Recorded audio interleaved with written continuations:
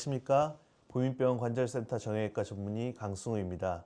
걸을 때마다 사타구니 쪽이 욱신거리거나 양반 다리가 힘들어졌거나 계단을 오르내릴 때 한쪽 엉덩이에 힘이 잘 안 들어가는 느낌 겪어보신 적 있으시죠? 실제로 검사를 해보면 고관절, 즉 엉덩이 관절에 문제가 생긴 경우가 적지 않습니다. 오늘은 고관절이 왜 망가지는지, 그리고 어떤 경우에 인공 고관절 수술을 고려해야 하는지 차근차근 설명드리겠습니다.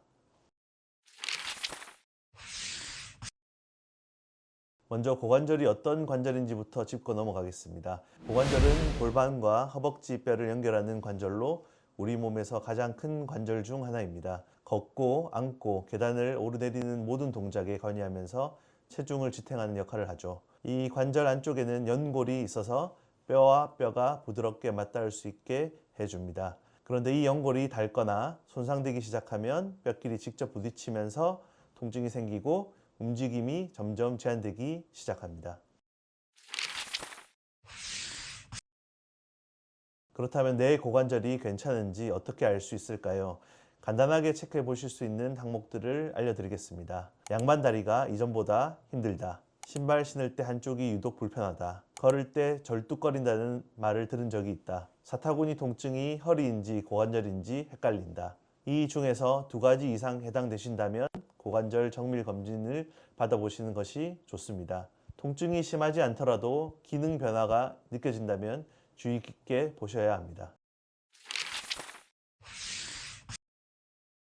또 고관절 통증은 허리 통증과 헷갈리는 경우가 굉장히 많습니다. 실제로 고관절 문제인데 허리 치료만 받다가 뒤늦게 발견되는 경우도 적지 않습니다. 간단하게 구별하는 방법을 말씀드리면 고관절 문제는 주로 사타구니나 엉덩이 옆쪽이 아프고 다리를 벌리거나 양반다리를 할 때 불편함이 심해집니다. 반면 허리 문제는 허리나 엉덩이 뒤쪽으로 주로 아프고 앞쪽으로 숙이거나 오래 서 있을 때 통증이 심해지면서 다리 저림이 동반되는 경우가 많습니다.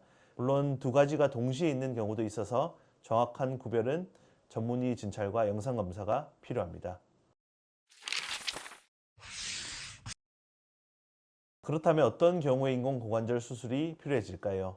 가장 흔한 원인은 퇴행성 고관절염입니다. 나이가 들면서 연골이 서서히 닳아 없어지는 경우인데요. 특히 오랜 기간 무거운 것을 들거나 과체중이 지속된 경우에 더 빨리 진행될 수 있습니다. 두 번째는 골괴사증입니다. 뼈에 혈액 공급이 차단되면서 뼈 조직이 괴사하는 질환인데 과도한 음주나 장기간 스테로이드 사용이 주요 원인이 됩니다. 이 경우에는 비교적 젊은 나이에도 수술이 필요해지는 경우가 있습니다. 그 외에도 고관절 골절이나 류마티스 관절염, 선천성 고관절 질환으로 인해 관절이 심하게 손상된 경우에도 인공고관절 수술을 고려하게 됩니다. 물론 처음부터 수술을 권하지는 않습니다.